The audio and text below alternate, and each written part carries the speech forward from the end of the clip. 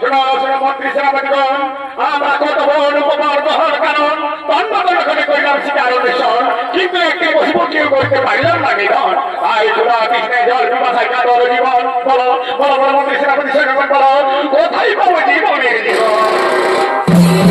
হে প্রভু আমার বিনোদন, অজানা জ্ঞাত সারি গ্রহণ অভিযান, কোনদিন এই জঙ্গলে বলা আসি না জন। তাই বলা জানে না জন, কোথায় আছে নদী নদীর জলের অস্মিজন?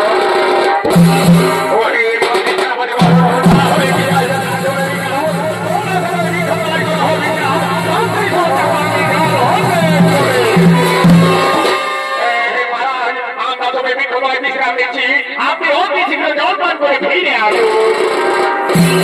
এসো এসো মন্ত্রী রাখো, আমরা অবিলম্বে জলের সন্ধানে গমন করি।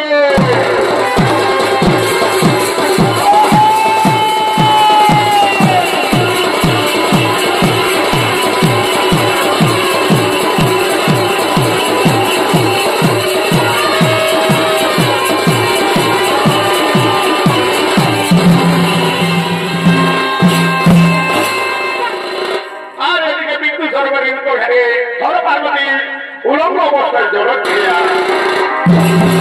বলে না জলক্রিয়া সংগ্রহণ করে ভরে না, জলক্রিয়া সংগ্রহণ করো। এই বস্ত্রহীন হয়ে জলক্রিয়া করা পেটগুলির কলঙ্ক। তাছাড়া মানব মানবী দেখতে তো যক্ষ রেখা করলে দর্শন নাসিকা উচ্চারণ করে আমাদের উপহাস করবে।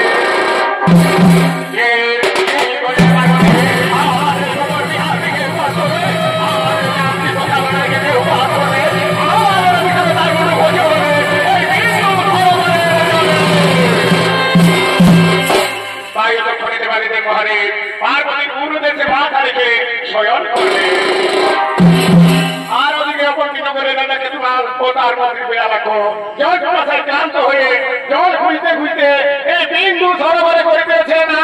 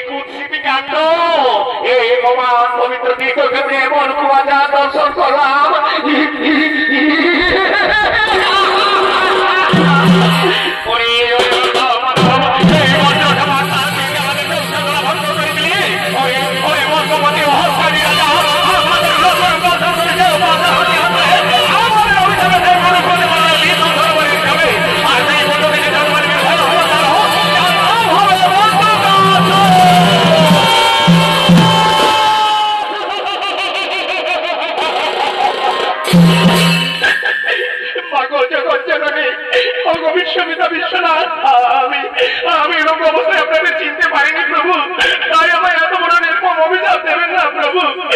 আমার মাতা সাবিত্রী চিরদিনে আপনাদের সেবিকা, আমি তারই পঞ্চম সন্তান, আমার নাম কেতুবাল।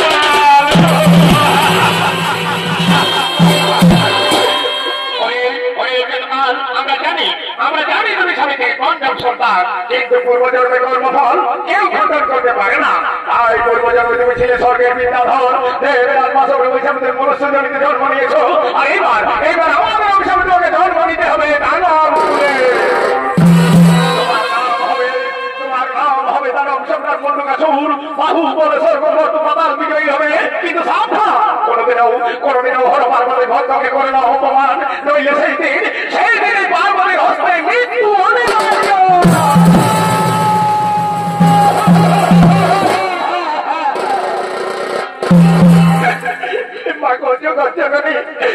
বিশ্বপিতা বিশ্বনাথ, আমি ওরকম অবস্থায় আপনাকে চিনতে পারিনি প্রভু, তাই আমায় এত বড় নির্মম অভিশাপ দেবেন না প্রভু। এই